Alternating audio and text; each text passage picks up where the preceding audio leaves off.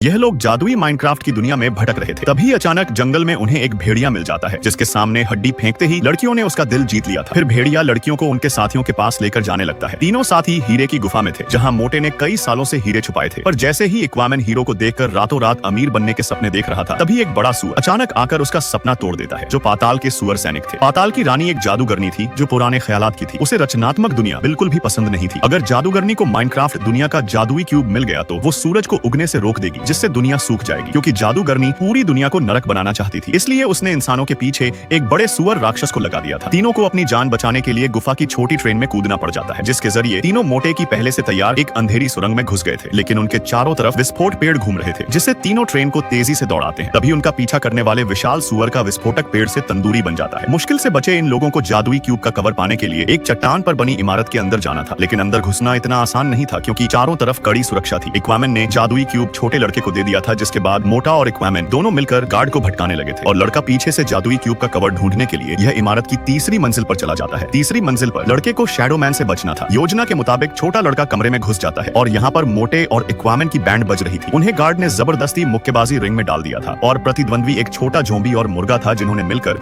Aquaman को पछाड़ दिया था। छोटा जोम्बी छोटे पैकेट में बड़ा धमाका था। वही लड़के को जादुई क्यूब का कवर मिल जाता है, लेकिन पीछे मुड़ते ही शैडो मैन अचानक सामने आ गया था। छोटा लड़का कुल्हाड़ी से उस पर हमला करता है और कई वार करने पर शैडो मैन को हरा भी देता है, जिसके खत्म होने पर लड़के को टेलीपोर्ट करने वाला जादुई बॉल भी मिल गया था। फिर लड़का फर्श तोड़कर रिंग में उतर आता है और तीनों जैसे ही इमारत से निकलकर भागने लगे, तभी पाताल की जादूगरनी ने उनका रास्ता रोक दिया था। उसने जादू से जादुई क्यूब को लड़के से छीन लिया था और सैनिकों को तीनों को खत्म करने का आदेश दे दिया था। तभी एक्वामैन आगे बढ़कर उनसे लड़ने लगता है और धमाका होते ही एक्वामैन गायब हो जाता है। मोटा आदमी और लड़का भी उड़ान यंत्र से भाग निकले थे, लेकिन उनके चौकोर बैलून में छेद होने से उड़ान यंत्र पेड़ से टकरा जाता है और दोनों जमीन पर गिर पड़े थे। जब मोटा होश में आया तो अपने दोस्त भेड़िए को सामने देख बहुत खुश हो गया था। भेड़िया सबको लेकर मशरूम हाउस पहुंच जाता है, जहां उन्हें एक बुरी खबर मिलती है कि जादूगरनी ने जादुई क्यूब की शक्तियों से माइनक्राफ्ट की पूरी दुनिया को अंधेरे में डुबो दिया है। जादूगरनी इस दुनिया को नर्क बनाने जा रही थी। उनसे निपटने के लिए मोटा टीएनटी और बड़े ब्लॉक से रोबोट बना दिए थे। फिर जादूगरनी के आदेश पर दोनों दलों के बीच युद्ध शुरू हो जाता है। तीनों बच्चे एक योद्धा की तरह लड़ने लगे थे और जैसे ही विशाल सुअर आता है तो इंसानों के पक्ष ने विशाल ऑप्टिमस प्राइम को भेज दिया था। मोटा हीरे का कवच पहनकर जादूगरनी से लड़ने पहाड़ पर चढ़ जाता है। तभी छोटा लड़का जादुई क्यूब लेने के लिए टेलीपोर्ट बॉल को पहाड़ के ऊपर फेंक देता है और टेलीपोर्ट होते ही जादुई क्यूब को पकड़ने ही वाला था, पर सुअर के हमले से वो नीचे गिर जाता है। किस्मत से एक्वामैन ने आकर समय पर लड़के को बचा लिया था। फिर दोनों तोप वाले उड़ान यंत्र से अंतर से जादुई दरवाजे पर हमला करते हैं, जिससे दरवाजे के टूटते ही प्रकाश लौट आता है। सूरज की रोशनी झोंबियों को जलाकर राख कर देती है और सुअर सैनिक पर हरी घास उगने लगी थी। फिर बड़ा सुअर जैसे ही जादुई क्यूब को उठाता है तो ऑप्टिमस प्राइम ने आकर उसे उठाकर पटक दिया था। जादुई क्यूब इंसानों के हाथ लग चुका था और जादूगरनी हार चुकी थी। फिर विदाई के समय मोटा सबको यहाँ रहने का प्रस्ताव देता है, लेकिन सभी जानते थे कि वास्तविक दुनिया में लौटना अनिवार्य है। मोटा